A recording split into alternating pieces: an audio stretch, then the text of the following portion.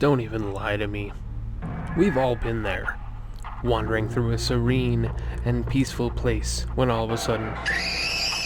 The thing about this list is, in a horror game, you expect things to crawl out at you. You expect the walls to bleed. You expect monsters to run down dimly lit corridors because they thirst for your blood. But it's the non-horror games that get you, because you don't expect it. A game doesn't have to be a horror to be scary, as we're about to talk about. But when they sneak a little something in there to spook you, it's terrifying. Let's count down my top 10 scariest non-horror gaming moments.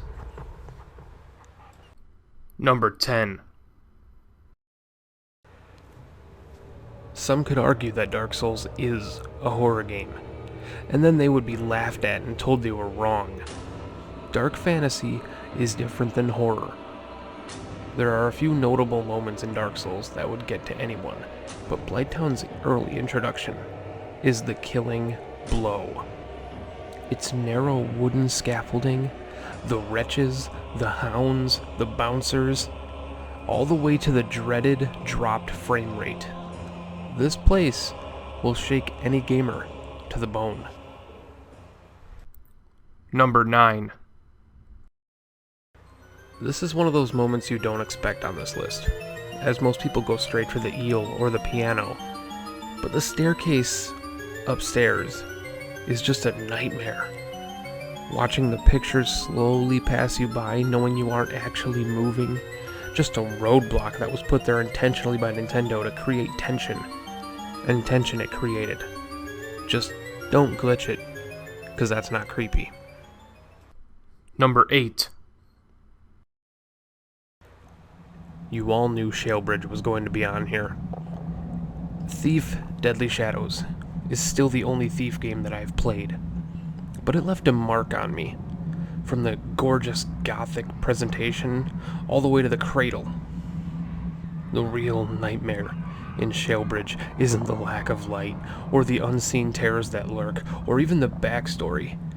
It's the fact that the shift into it is just plain creepy. It happens so quick that you're left with a spinning head. Number 7. Fable 3 is the ugly fucking duckling of the role-playing adventure world. It's not well loved, but it gets picked on terribly. For good reason? I don't know. That's subjective, as this whole list really is. But one thing is for sure about Fable 3, the third act of the game is worth playing through to. It is as creepy as it is awesome. The first encounter with the crawler is hands down one of the finest gaming moments to me, and good God is it chilling. Number 6. Psychonauts. Such a great game. It's got unique puzzles, fun humor, and of course memorable characters. One of those characters is the seductive and calm teacher Mia.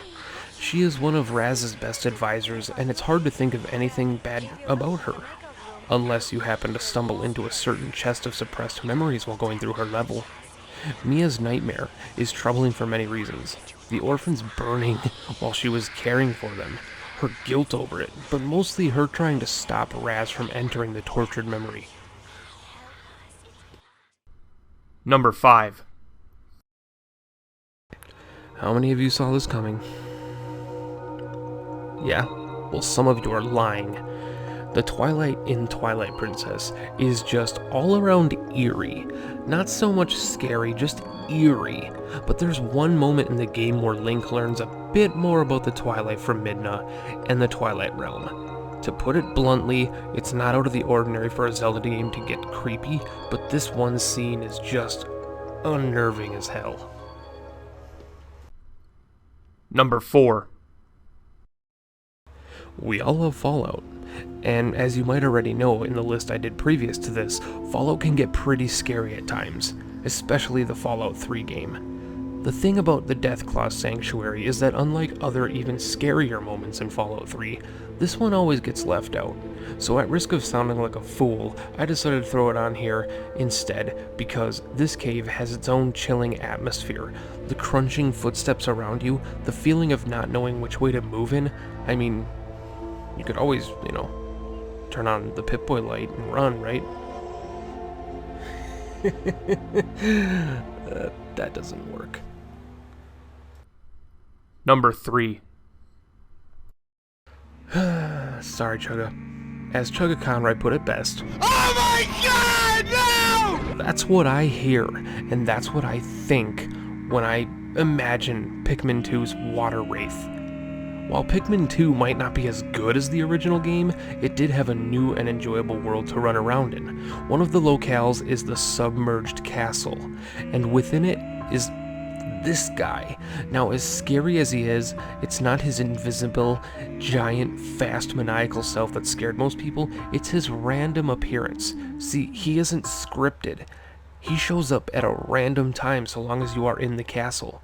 Could be floor 1, could be floor 5, and I promise you, that first time will stun you. Number 2. Mimi from Super Paper Mario always gave me a weird feeling. She just didn't seem right next to all the other characters. She was always maliciously adorable, but I never expected this to happen. Yes, Super Paper Mario is much darker than most of the other Mario games.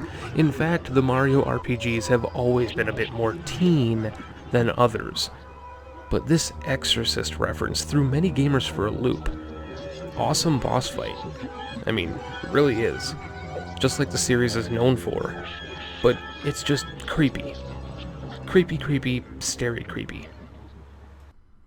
And number 1.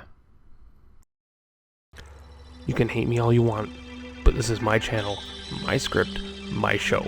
For the number 1 scariest non-horror moment in gaming, I have chosen every single water section. As a paralytic aquaphobic / thalassophobic, I tend to not like water very much, even in games. I just can't do it. I can't do water. If I can't touch the bottom, if I can't see all around me, if I feel helpless, I'm done. Everyone always jumps on the "you're only scared of the things in the water" argument, but they get shut down immediately. For instance, I love aquatic life. I'm fascinated by the ocean. But the feeling of dread, of not being able to control life's most important reflex of breathing, it's a no-no, and games tend to portray that feeling very well. And while I do realize that for every game that does it justice, bring a vibrant and gorgeous life to water sections, but I have tried to overcome the fear for years and still yearn for my dream of swimming with sharks one day. Thank you all so much for watching my video. I hope you enjoyed the list that I came up with and hope you subscribe and stick around for more. Don't forget to like, comment, and share it with all your buds. Until next time, my name is PentaHybrid. Keep on gaming and I will catch you later.